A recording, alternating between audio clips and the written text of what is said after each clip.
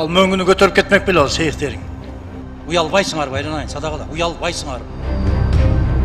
Аталардын атын берип койсоң, бул эмден кем кетип атат? Японияга бир эле область бербейт. Ал бул улуттун маселеси. Бул мамлекеттин маселеси. Ариет, намыстын маселеси.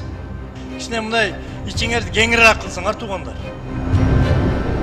Кыргызстанда Путиндин ысымы ыйгарылган чоку бар экенин айрымдар билчү эмес.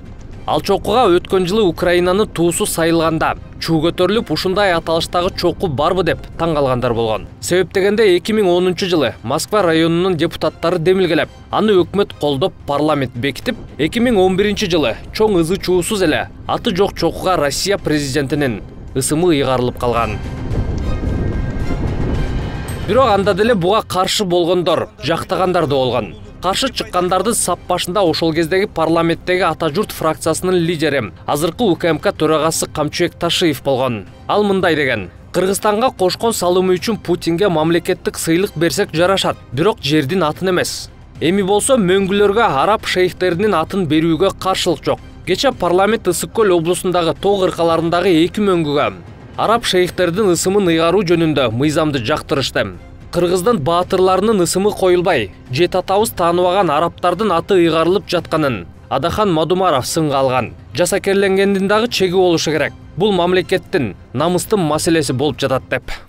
Уялбайсыңар байланайын, садагала, уялбайсыңарбы? Ушундай нерсени көтөрүп келбей эле койбойсуңарбы жогорку кеңешке? Кайсы өлкөлөрдө бар ушундай көрүнүштөр? Кошун өлкөлөрдө бар ушундай көрүнүш? Жок. Алар акыл менен иштейт. Силер себет көтөрүп барып иштейсиңер.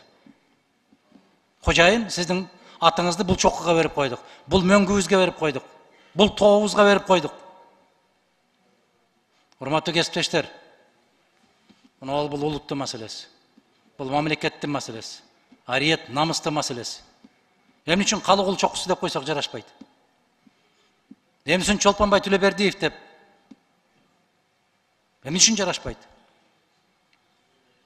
Эмне үчүн Осмон Жакыпов, Мамасал Тешебаев, Самат чокусу деп койсок эмнеге жарашпайт?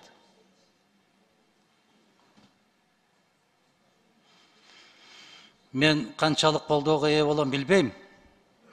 Бирок менин жүрөгүм сыздап отурат. Жүрөгүм ыйлап отурат.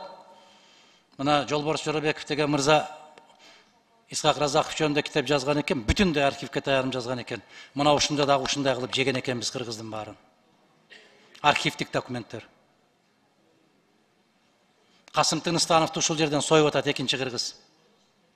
Эмне деп? Ороодо даның мол болсо, короодо малың ток болот деп жазып койгон үчүн. Токтотпойлу ушундай нерселерди.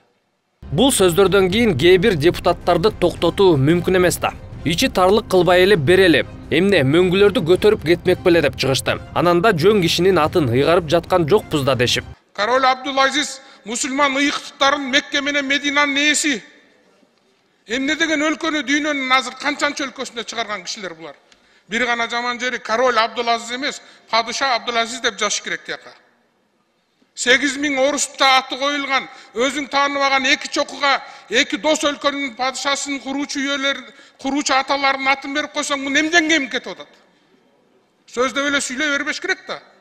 Ушуга чейин силерди ким кой деди кыргыздын аттарын бергенге? Бириккен Араб Эмиратынын түзүүчүлөрдүн бири бул Шейх Нахая.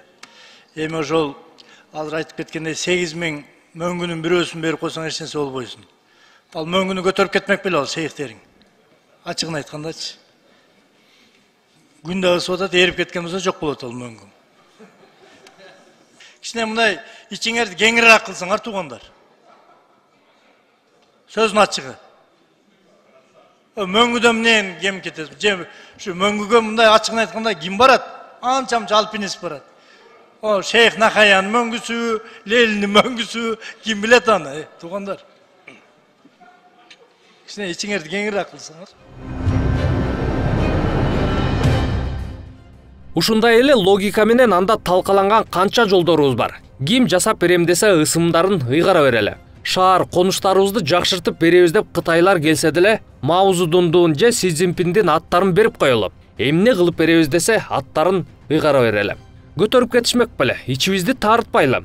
Ичибизди таарытпайлы деп 3 жыл мурун эле Акылбек Жапаров 7 облусту 7 өлкөгө берели. Желектерин илип алышсын деп чыккан эле. Мен айтып атам, Японияга бир эле область бербейли.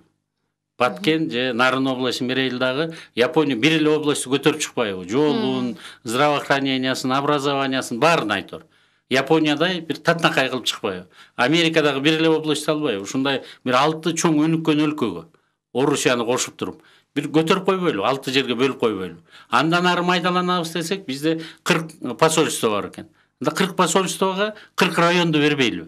Ушуга кыргыздарымда ичибизде тар кылбай, шефкалуу сыяктуу болот экен да. Кылып туруп, мына бөлөк мамлекеттерде ушул ыкманы колдонгондо, анан ал жерге да татнакай Япониянын, Германиянын желегин, орустардын желегин илип коюп, мына ушул эки региондо бүт баарын башына аягына чейин, дарылоосунан баштап окутууга чейин, төрөлгөндөн өлгөнгө чейин ушу өлкө жардам берип атат бизге. Мына ушундай образцовый болду деген ыкмага азыр ушунун жыйынтыгы менен да кайра дагы бир жолу сунуш кылып көрөйүн деп атам.